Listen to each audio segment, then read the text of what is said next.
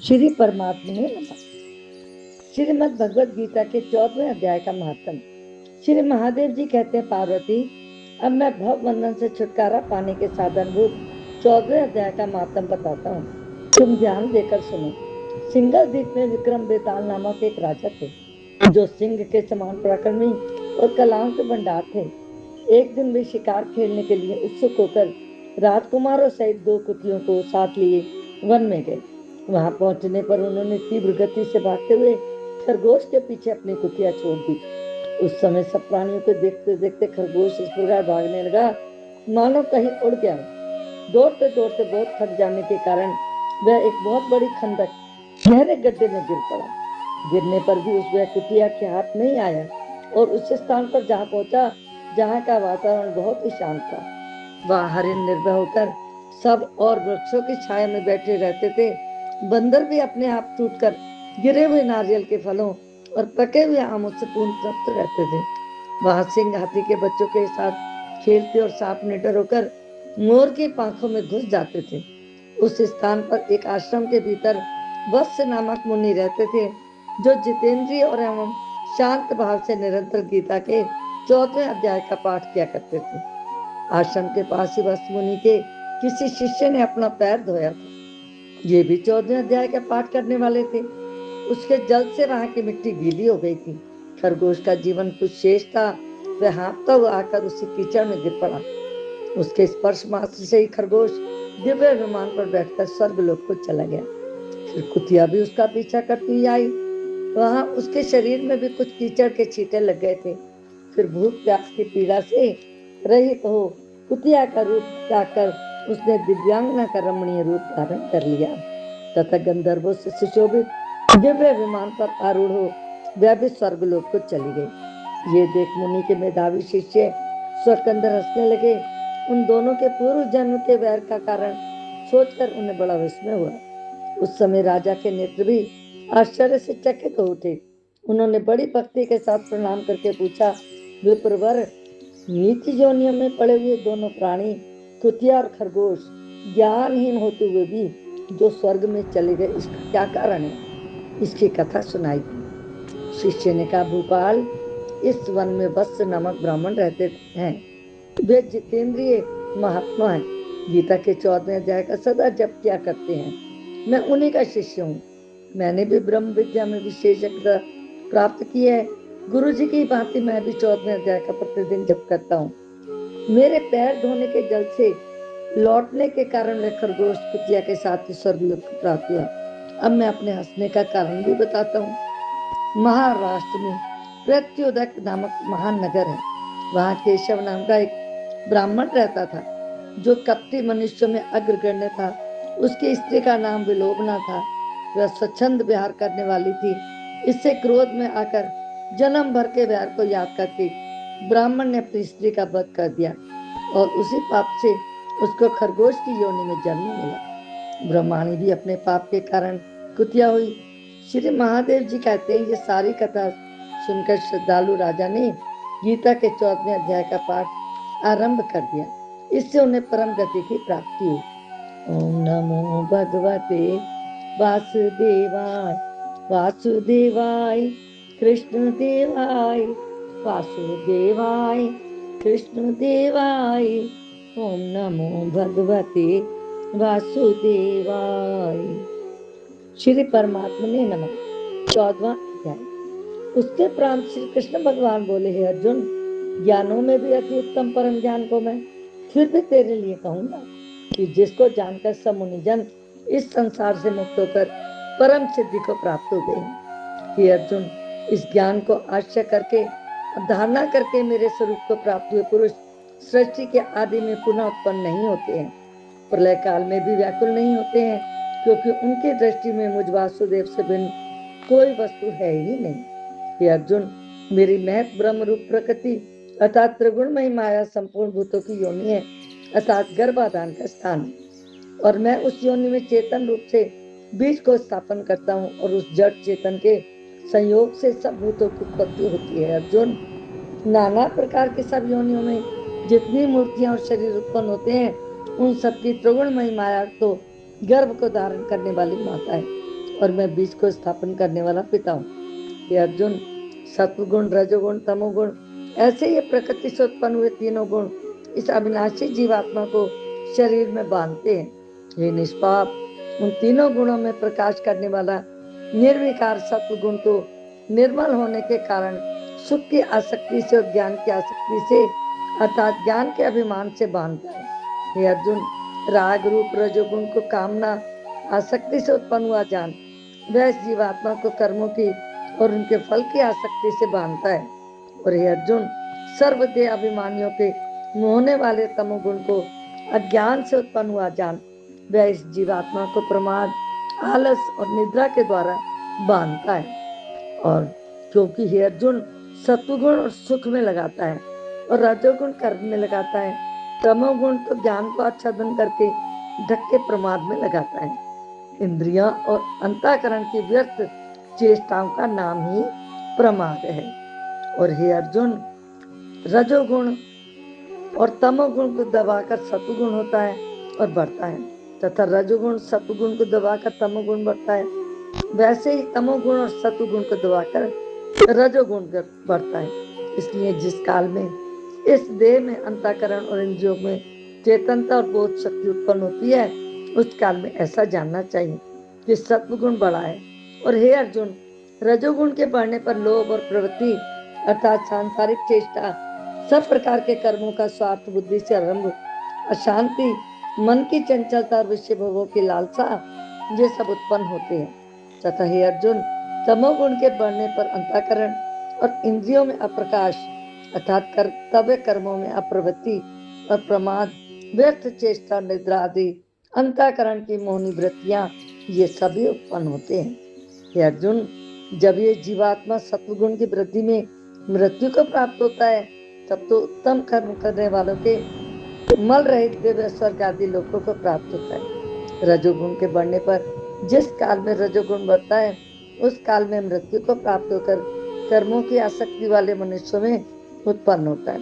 तथा तमोगुण के बढ़ने पर मरा हुआ पुरुष, कीट, पशु आदि मूढ़ योनियों में उत्पन्न होता है। क्योंकि सात्विक कर्म का तो सात्विक अर्थात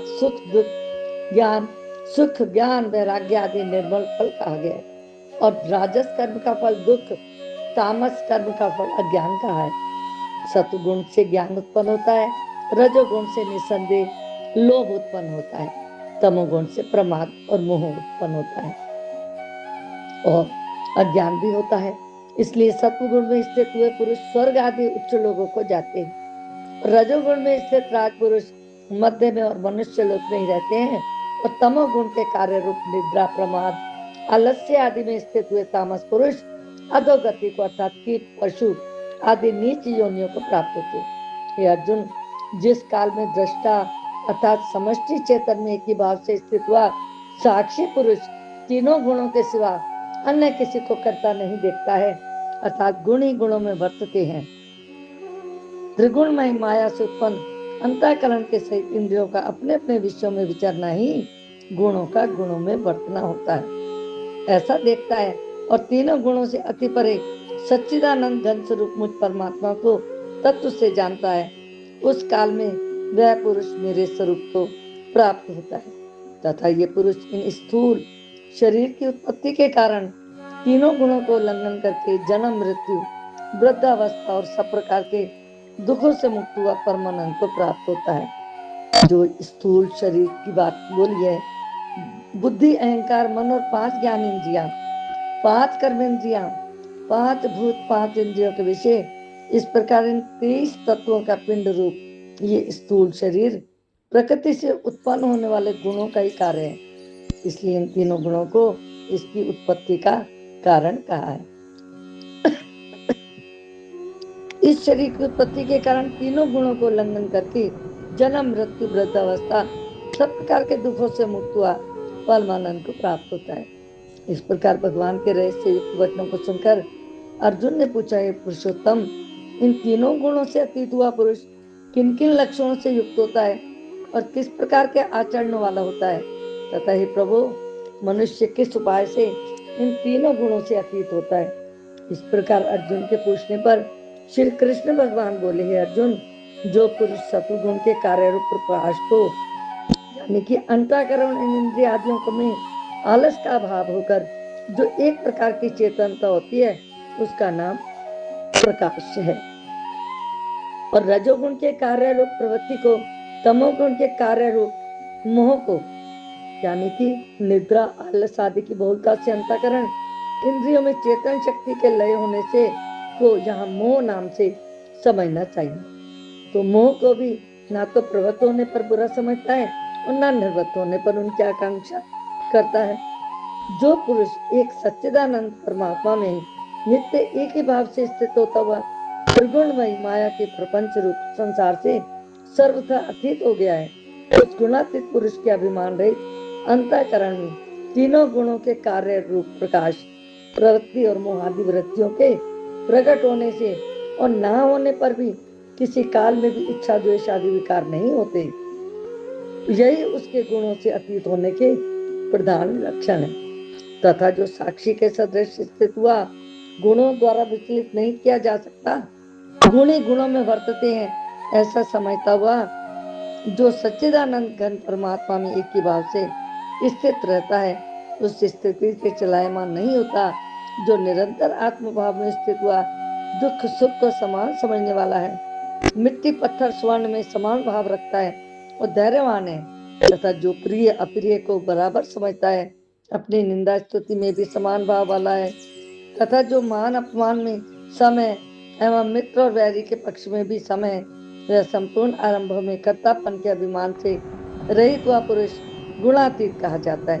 और जो पुरुष अव्यभिचारी भक्ति रूप योग के द्वारा मेरे को निरंतर भजता है, यानी कि केवल एक शक्तिमान सर्वशक्तिमान परमेश्वर वासुदेव भगवान को अपना स्वामी मानता हुआ स्वार्थ और अभिमान को त्याग कर श्रद्धा और भाव के सहित परम प्रेम से निरंतर चिंतन को करने वाले अव्यभिचारी भक्ति योग कहते हैं।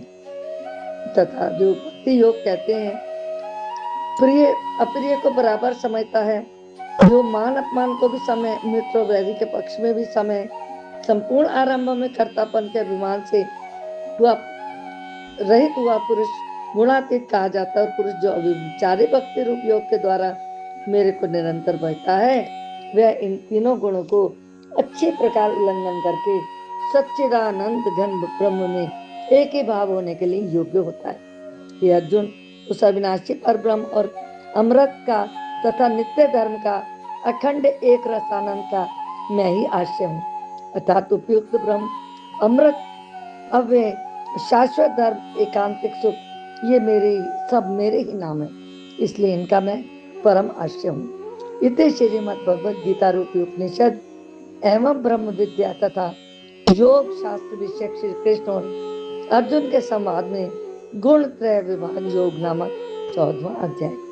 ओम नमो भगवते वासुदेवाय, वासुदेवाय कृष्ण देवाय, वासुदेवाय कृष्ण देवाय। ओम नमो भगवते वासुदेवाय। संसार है एक सपना, सोया हर प्राणी है, इस नींद से जो जागा सच्चा वो ज्ञानी है। संसार है एक सपना, सोया हर प्राणी है, इस नींद से जो जागा सच्चा वो ज्ञानी है।